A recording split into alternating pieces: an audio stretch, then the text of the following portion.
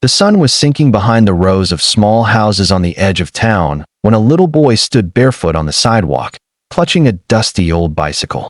His clothes were worn, his hair messy, and his eyes, big, tired, and full of worry, watched every person who passed. Most people avoided eye contact. Some crossed the street.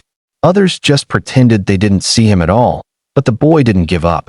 He kept whispering, "Please, someone buy my bike." His voice cracked each time, like he was fighting tears. And then he said something that made one man stop in his tracks. "Sir, please buy my bike. Mommy hasn't eaten in 2 days." For a moment, time froze. And that was the moment everything changed. Before we begin the full story, make sure to subscribe, like, and comment to support our channel, True Story Tales. Your engagement helps us continue bringing real, emotional stories that inspire kindness and hope. It was a warm Saturday afternoon when the Rolling Phoenix Biker Club roared into the small town of Glenwood. They weren't the scary type of bikers people imagine. These were rescue ride volunteers, known for showing up at charity events and helping struggling families. The group stopped near a convenience store to grab cold drinks before continuing their ride.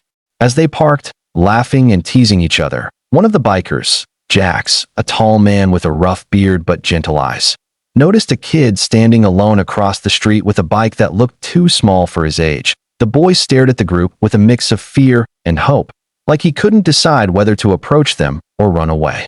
Something about that look tugged at Jax's heart. "Hold up," he told the others. "That kid's in trouble." Jax crossed the street slowly so he wouldn't scare the boy. When he got close, the boy stepped back, gripping the handlebars tightly. "Hey there, buddy," Jax said softly. "You selling that bike?" The boy swallowed hard. "Yes, sir." Jax crouched down so they were eye level. "Why do you want to sell it?" The boy blinked several times, and his lips trembled. "My mom hasn't eaten in 2 days," he whispered. We don't have anything left. Please buy it. I don't need it anymore." Jax felt something tighten in his chest. A kid his age should be riding bikes, not selling them to feed his mother. "What's your name?" Jax asked. "Evan," he whispered. "Well, Evan, how about you tell me what's going on?" The boy hesitated. He looked down at his bare feet, as if embarrassed. His voice dropped even lower. "Someone took all our things." Jax frowned. "Someone?" Evan nodded, wiping his nose with his sleeve. "Mom said not to tell anyone, but I'm scared. And hungry. And she's sick." Jax didn't need more convincing. He signaled the others. Within seconds, all 12 bikers surrounded the kid, not in a threatening way, but like a circle of protection. "Evan," Jax said gently, "can we walk you home?" The boy hesitated again, then nodded. Evan led them down 2 blocks to a small, rundown house. The front yard was overgrown, the windows taped with cardboard, and the door looked like it barely hung on its hinges. When they stepped inside, the bikers froze. There was almost nothing left, and no table. No chairs. No couch. No appliances. Just empty spaces where things used to be. And then they saw her, Evan's mother, Kara, sitting on a thin blanket on the floor. She looked pale, weak, and exhausted. But when she saw her son walk in with the bikers, she panicked.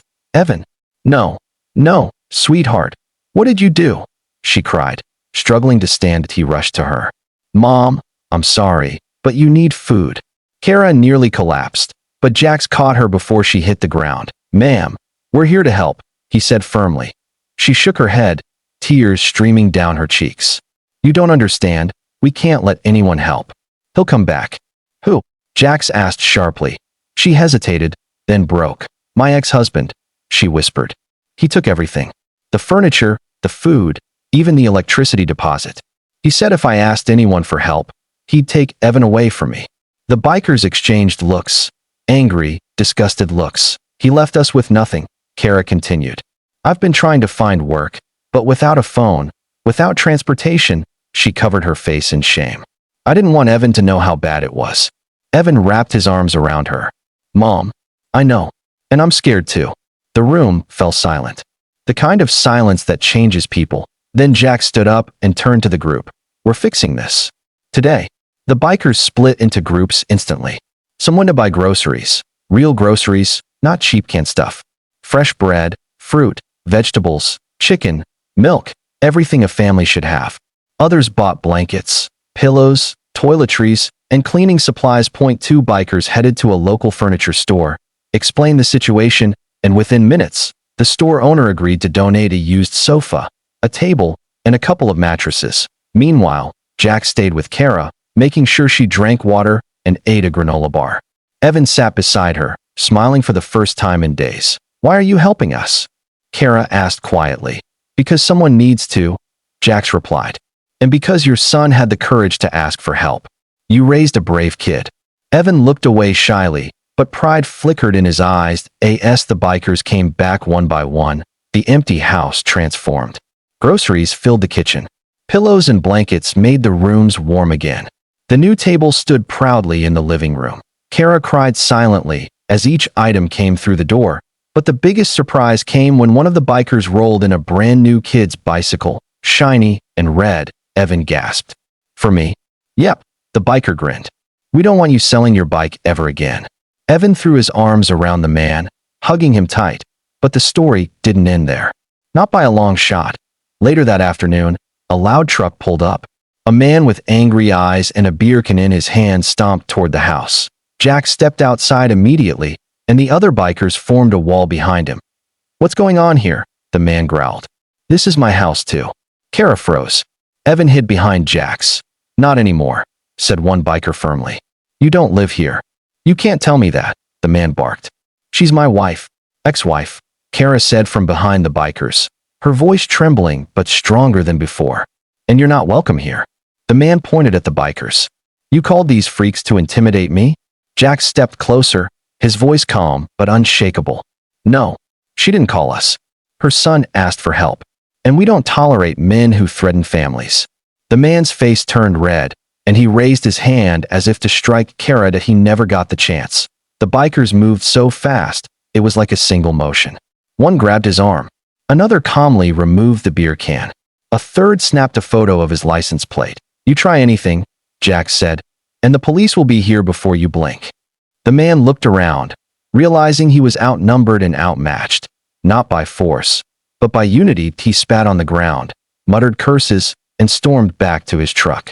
The engine roared, and he sped away.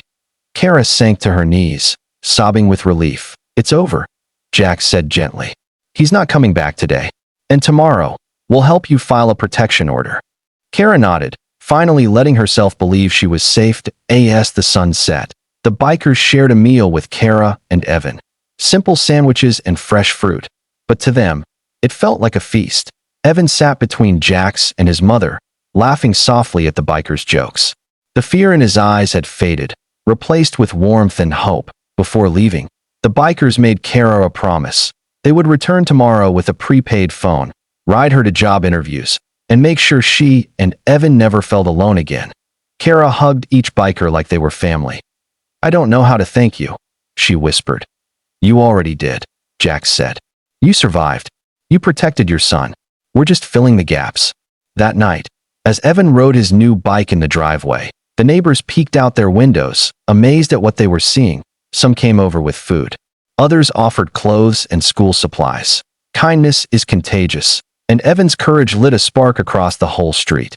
Kara stood in the doorway, smiling through tears. For the first time in a long time, she felt safe. She felt supported. She felt seen. And Evan, well, he wasn't just a scared little boy anymore. He was a kid who learned that even in the darkest moments, there are good people. People who care. Kindness doesn't need permission. It doesn't wait for the perfect moment. It steps in exactly when someone needs it. A boy tried to sell his bike to feed his mom, and instead found a family of strangers who refused to let him struggle alone. This story reminds us that one small act of courage can inspire a chain of kindness bigger than we ever imagined. That if you ever get the chance to help someone, do it. You never know how many lives you might change. Be kind. Spread hope. And remember, someone out there needs exactly the kindness you're capable of giving.